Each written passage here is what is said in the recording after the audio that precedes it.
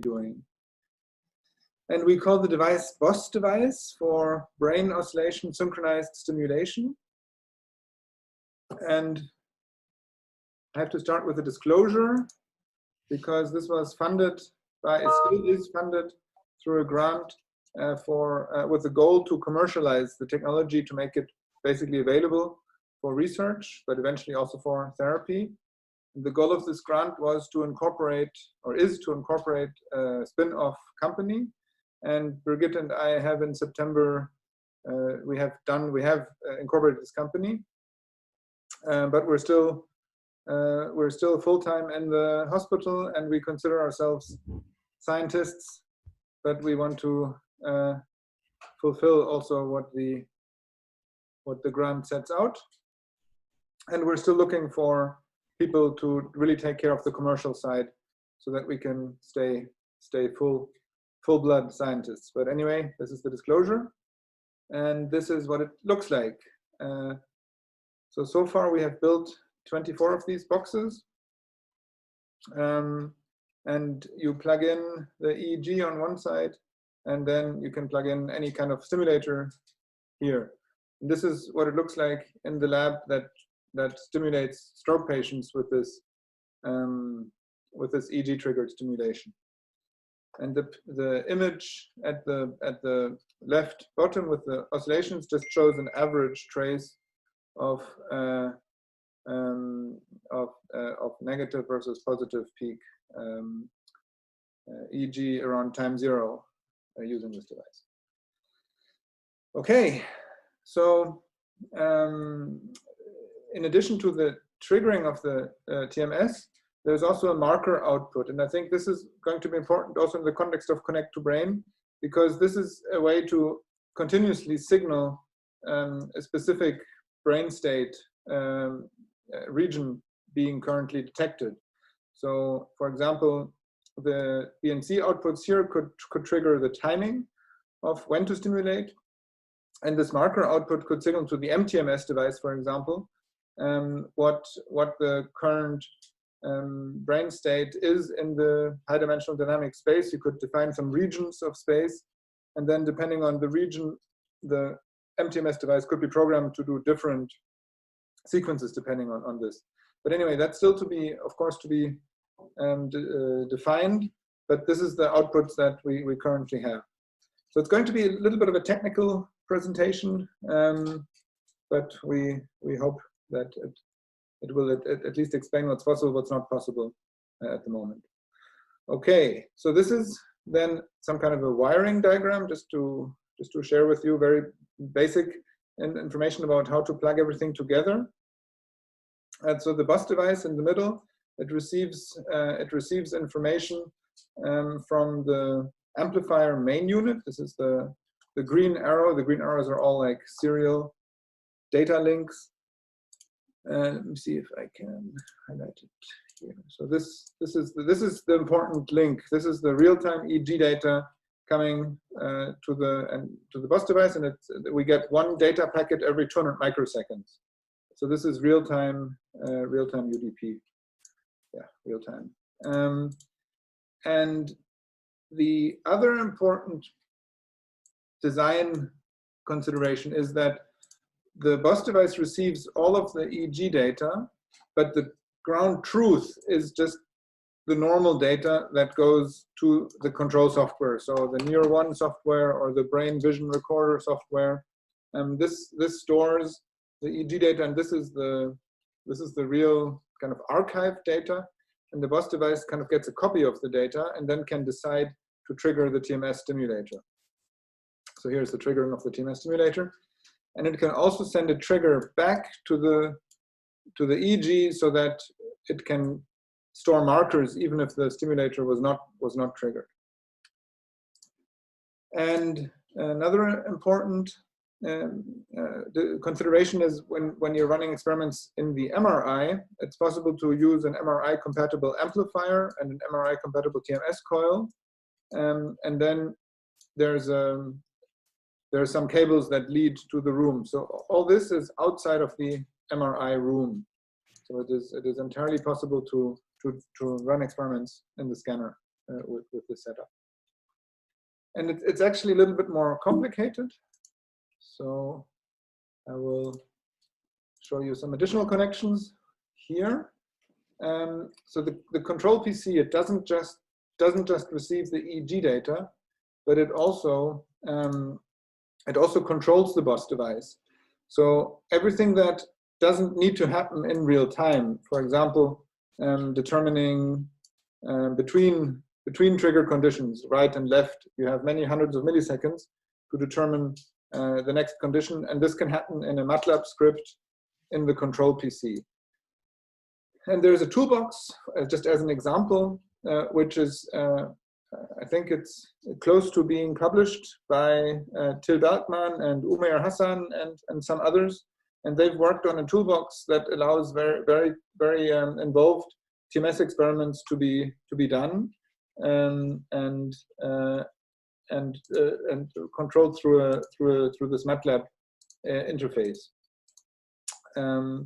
And there's an open source API which allows you to control almost any aspect of the boss device. So it's very flexibly programmable. I'll show you a few things about this, or Gabor will show you a few things. And there's another toolbox which is important, which allows you to control the TMS stimulator through a serial cable link. This is also Till Bergman. It's a magic toolbox. And all these together basically allow you fully scripted experiments. And it's actually a little bit more complicated still.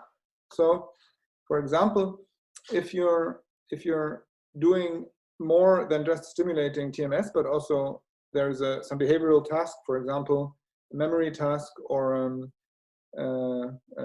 go-no-go task, then there may be the need to synchronize the boss device closed loop conditions with some timing that depends on the screen.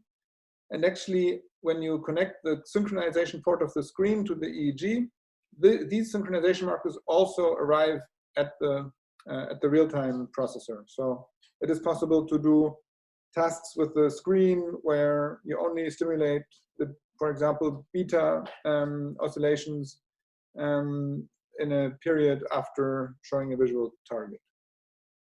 So that's a quick summary of the wiring, and this is what it then looks like in real time, in real life. There is the EEG amplifier is here, and each of these is for 40 channels. This is from the Finnish company Bittium, but it also works with Brain Products, the ActiChamp system. And then there's an optic cable from here to the main unit, and the main unit sends the data in real time to the real-time device and also to the Windows computer, which is this. So this is the Windows computer, this is the real-time device. And the Windows computer controls the real-time device from MATLAB. So there's the cable, and then the cable goes to the TMS stimulator. So this is the wiring. This is a still from a video from Jove. And this was a little video together with Jaakko and Till Bergman and many people of the BNP lab that Mariana put together. And you'll see this in a second shown from Gabor, but just to give the idea, there's a MATLAB script. You connect to the box, you can trigger it, you can tell it to respond to particular channels, and then do like a random condition. Either the phase target is positive peak or negative peak, then send a different marker, and then this is then just showing that here in the positive peak condition we get smaller MEPs. I think this looks a little bit nicer after a bit more averaging, but this is the old result. That sort of positive peak here, small MEP, negative peak, big MEP, and this C3. This is a very easy experiment to replicate if you have a subject with a nice rhythm where it works. And it doesn't work, of course, in everyone, but on average, works very, very nicely. And how do I get to the next slide? Okay, so to skip through the end of this video. Okay. So then another important question is, what can we do with the device and what can we not do right now that we may need for Connect to Brain?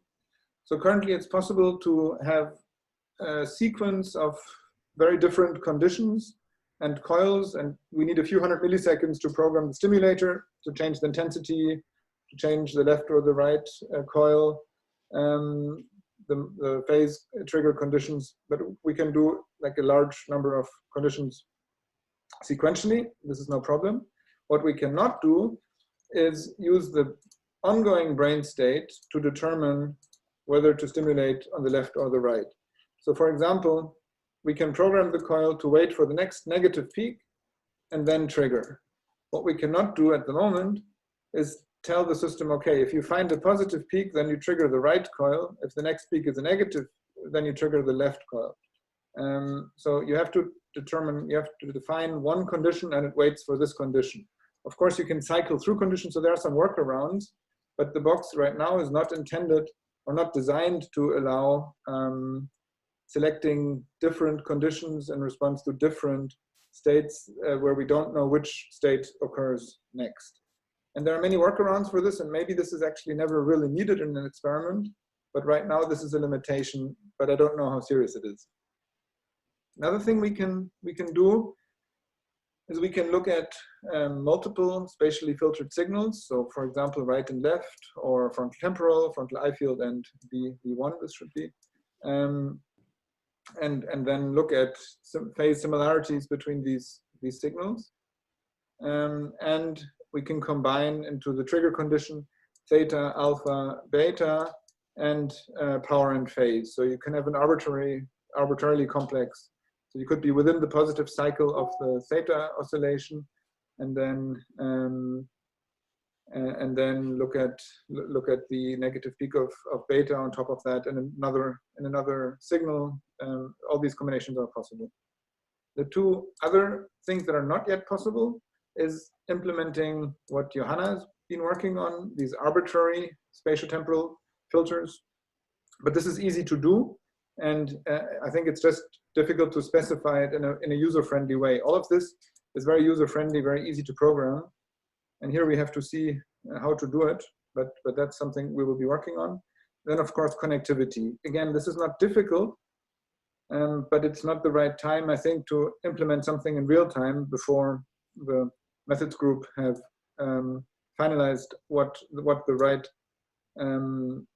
formula that we will use for the Connect to Brain. But this will be not difficult to do once it's clearly specified. And that's it from me.